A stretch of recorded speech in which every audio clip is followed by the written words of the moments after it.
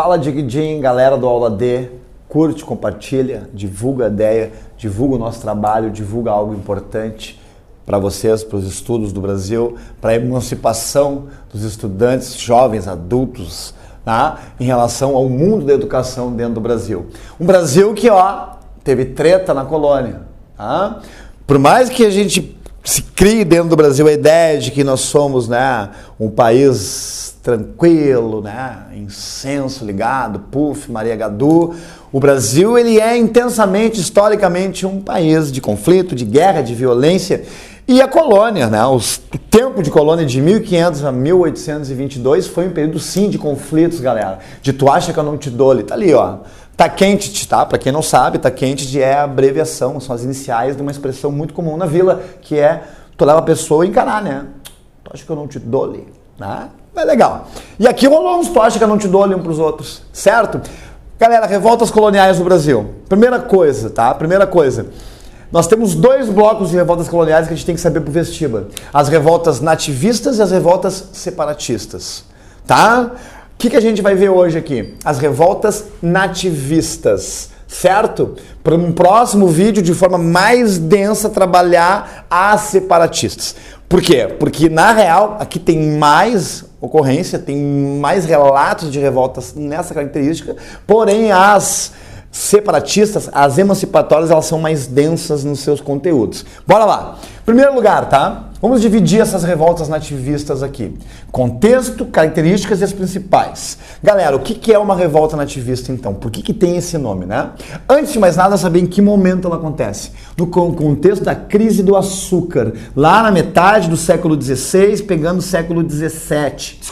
Século XVII, pegando o século XVIII.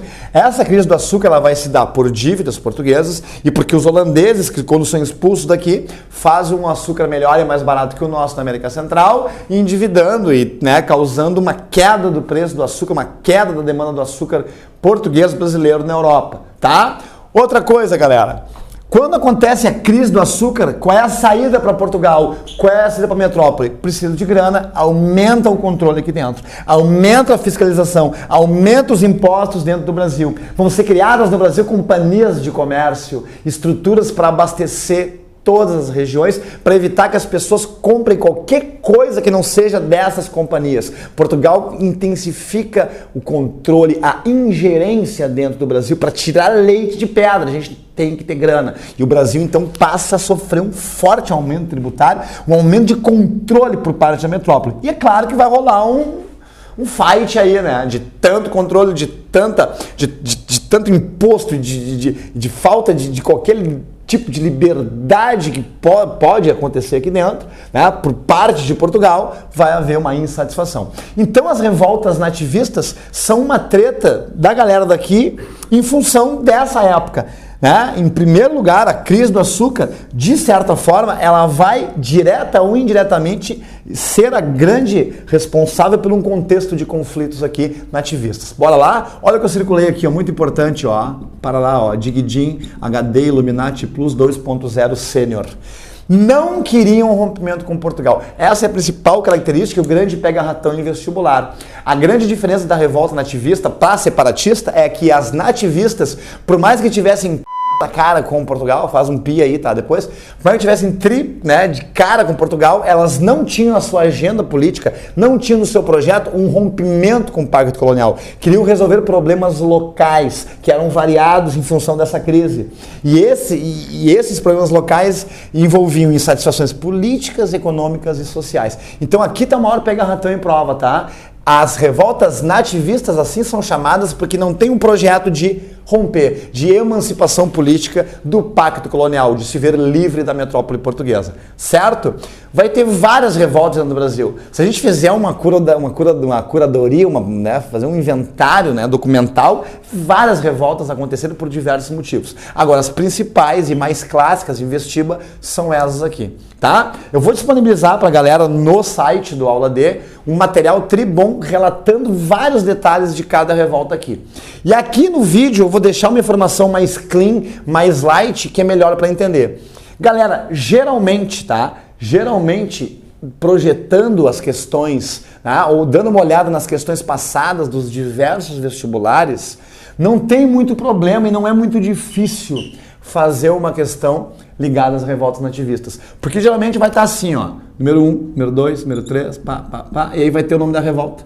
E no outro lado, numa coluna do lado da questão, vai ter ali parênteses, tá?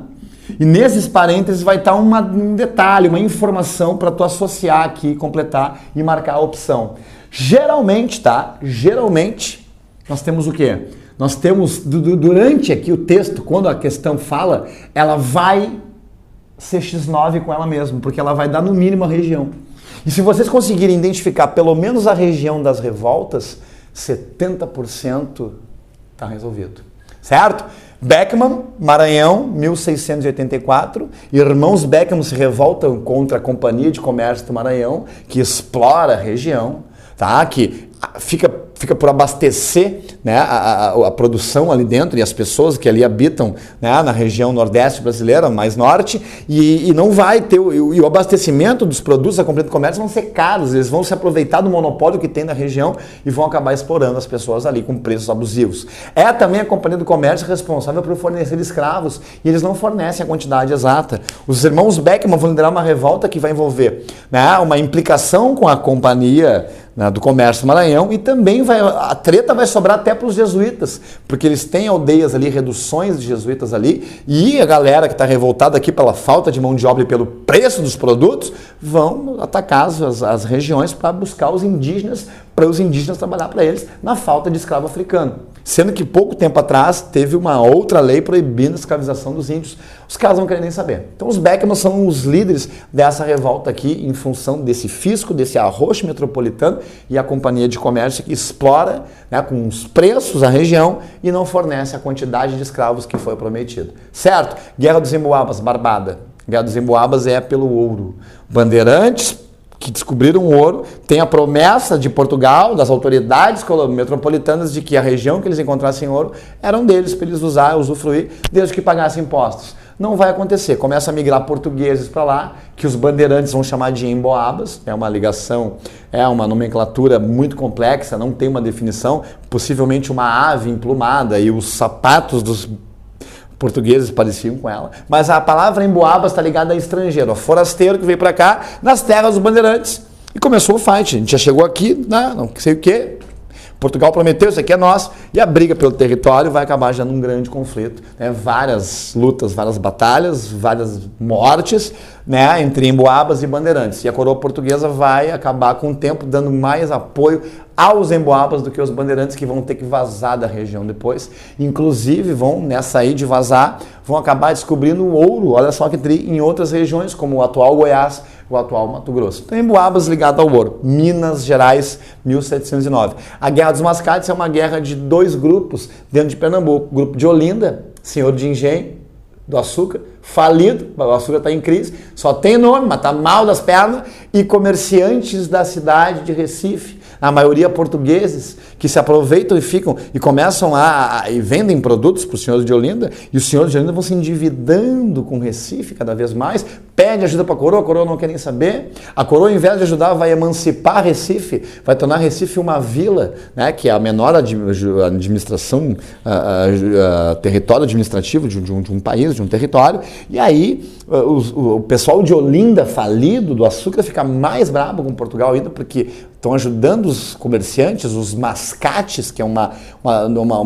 conotação depreciativa, pejorativa a comerciante. E aí Olinda ataca Recife, depois Recife ataca de volta, um conflito que envolve comerciantes portugueses de Recife contra senhores de engenho endividados de Olinda. A Guerra dos Mascates em Pernambuco, em 1710. E a revolta de Vila Rica, também chamada de revolta Filipe dos Santos, que é um dos líderes dela. Qual é o detalhe aqui, galera? As casas de fundição. A revolta de Vila Rica, que hoje é Ouro Preto, a revolta de Vila Rica, ela estava ligada segundo os revoltosos, a extorsão de Portugal sobre o ouro que eles conseguiam extrair na casa de fundição. Segundo a reivindicação deles, as casas de fundição eram um antro de extorsão, porque se cobrava mais do que o quinto dos infernos, mais do que 20%. Então os caras pediram, né, se organizaram vários mineradores para pedir o fim das casas de fundição. O governo da época local, o governador Conde de Assumar, faz aquele, né, Não, tudo bem, a gente vai ver. E quando os caras viram as costas, são presos, muitos assassinados, e o próprio Felipe dos Santos vai ser esquartejado depois para mostrar para as pessoas o que acontece com quem se revolta. Essas são aqui as principais revoltas nativistas. Eu vou ter um material para vocês botar no site depois mais detalhado. Tá, galera? No próximo vídeo, então, as revoltas separatistas. Beijo do Marcito.